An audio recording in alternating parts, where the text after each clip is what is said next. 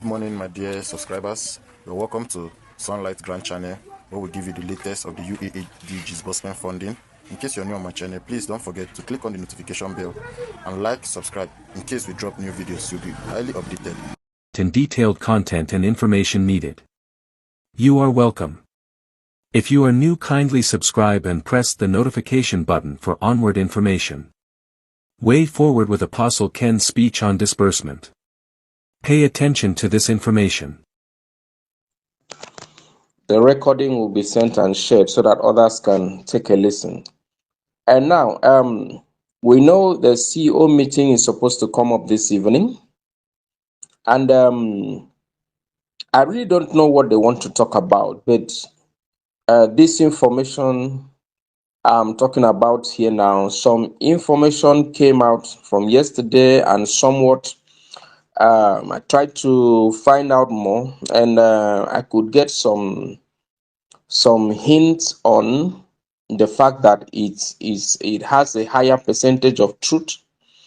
And as a fighter, we are proactive. Forgive our emergency meetings we just call at short notice. It is just because some things can't just be allowed to lie low. Check, for example, now this evening there will be a meeting with the CEOs. This meeting we are doing right now is going to be an input for whoever and those that will be at the meeting in this evening. At least the fact that CEOs may not be paid anything other than being ordinary subscribers, because that is the information coming out. And then bundle heads, definitely who will be paid. So I may not shout this afternoon, but whatever I'm saying here are very strong facts that needs us not to be quiet about. You see, yesterday this grant community was quiet.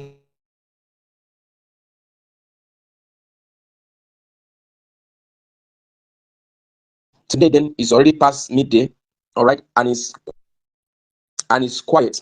And what probably we are just hearing is let's say information from behind the behind the scene. And if we allow just keep quiet like this, I don't trust the government to be that kind to us.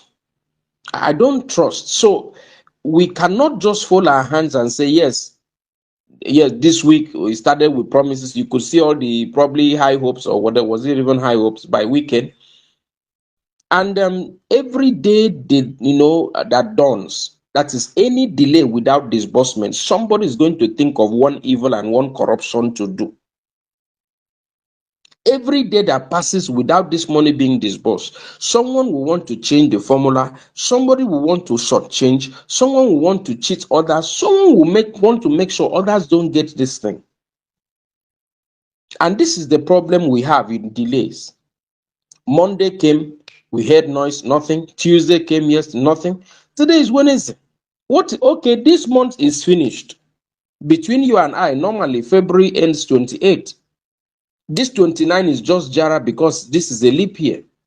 So let's consider officially this month has ended today. So where is the February? Is February. Even though they intend to. But intentions that are corrupt has to be what? Questioned. Now, what we are getting is that federal government either wants to take over the grant or wants to be the one to disburse the grant and then pay directly. That means they'll be giving instructions to CBN to pay. And now, let me give a reason why we need to argue this point. Now, initially, what was collated and submitted with all the duplications, if you may, as data, amounted to about 1.2 billion people. And it was downsized by reason of Vivian, whatever, to a certain number, about 8 million Nigerians. That's what you heard NTA covered after the Thanksgiving, after the UAG Thanksgiving. That's what we heard on NTA, 8 million. And I kept wondering, 8 million from where? Now, the thing is this, who was removed from that database? Who was actually left behind? Who survived it out of all of that? The truth is that it is more of right now, it is a random database, a random list. We don't know who is there and who is not there.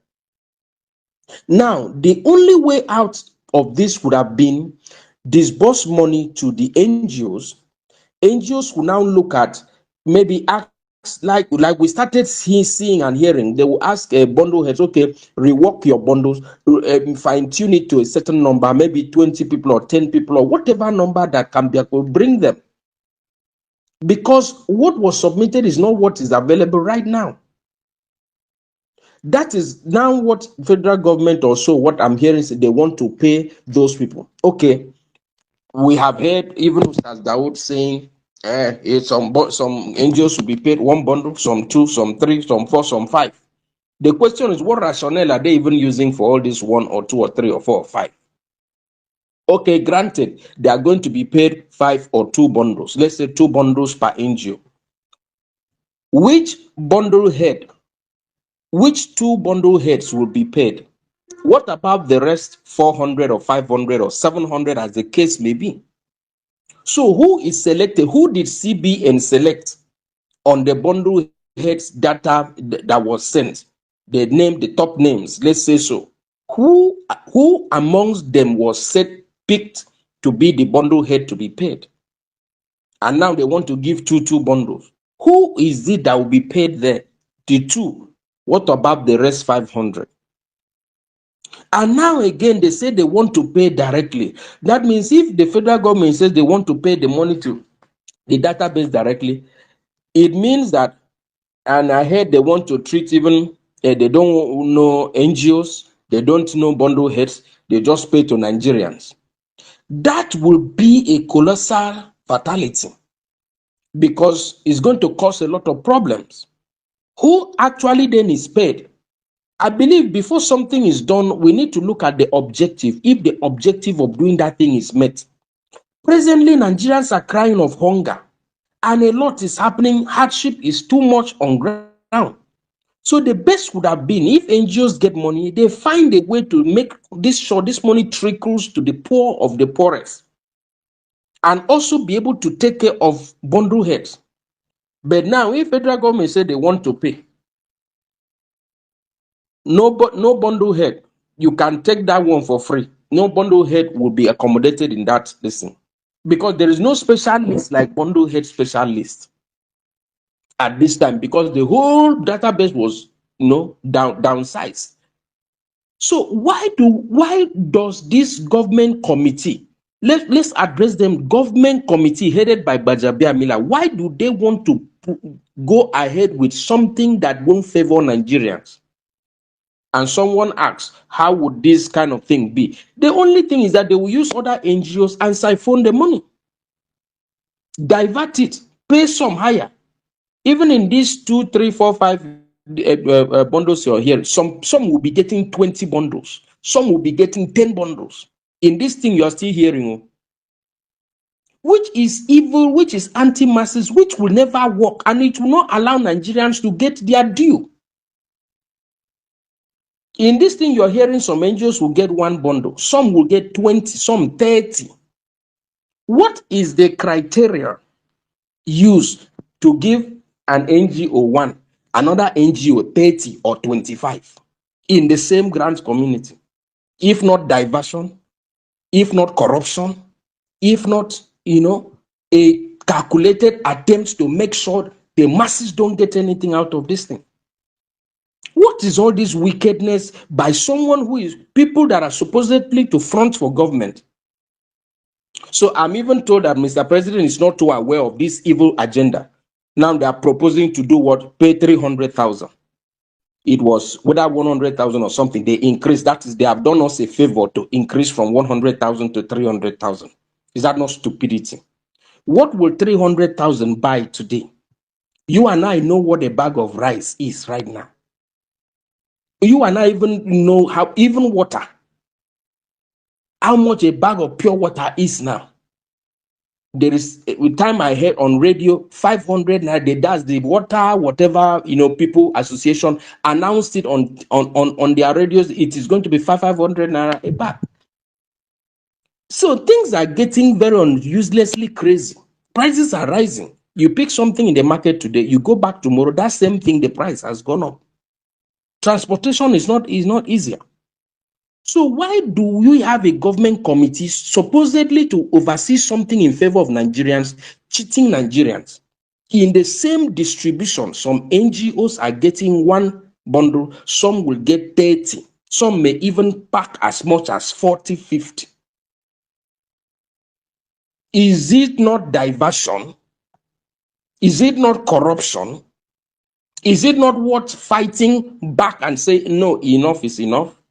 Then upon that, you now want to be the one to pay the money. This is a non-governmental grant. Government, you don't have any business to do with this money at all. For you to have a government committee overseeing a non-governmental, in fact, in the first place, it's illegal. You shouldn't be the one having the bigger say. It is the NGOs that should have the bigger say in their own grant, a non-governmental grant, and not government. Government is only to assist us because money maybe is in CBN to see how this thing can be shared across NGOs and their subscribers. So if this madness is allowed to continue, bundle heads won't get anything.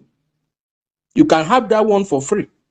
The second point is that if at the end of this evening's meeting, which this is my suspicion, they may settle NGOs with some amount of money, maybe 10 million, maybe 2 million, maybe whatever million, and then government goes ahead to pay because NGOs, like I know them, they're not talking. It's only Admin Rio that wants to die. For them, they will keep mute. For them, everything is fine. So they come now and settle them with 10, 20 million or whatever. Maybe that's what they want to discuss this evening. Because they've been quiet. Everywhere is quiet. No information is coming out. And this is how it starts. Until they effect this evil now, they will make sure everywhere is quiet. They're not talking about it. They now only want to talk to CEOs. So Apostle Ken Wakama should be questioned. Federal government should be questioned. Because Apostle Ken Wakama is in the disbursement committee. Federal government, Bajabi Ahmed, is also in the disbursement committee. So we should seriously agitate. That is why I proposed that, yes, we can do press conference. We can also do newspaper. But at the urgency, if we can do newspaper, it's faster. And it will be seen immediately. Once you do a press conference, and then you air it, and then the government people didn't see when you aired it, either on AIT or channels, that information is gone. And it is more expensive. They need to do a repeat broadcast, which will cost extra money. It is good, but once that time passes, they probably will not do replay. Replay will look too late. But in this case, once it is printed on paper, that is why the first one was very attractive. It caught attention that same day.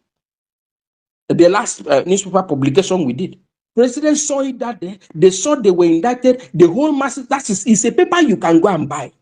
Press conference. How many people will just have the video clip in Grant community? It's not bad, but it's more expensive right now. Again, even if we want to do, make sure we get the attention of Mr. President, as I understand, maybe he's not too aware that under him, they want to now pay 300,000. Because they can explain anything to the president that, okay, just the excuse is that for the immediate, let us just share something to the people, to the masses.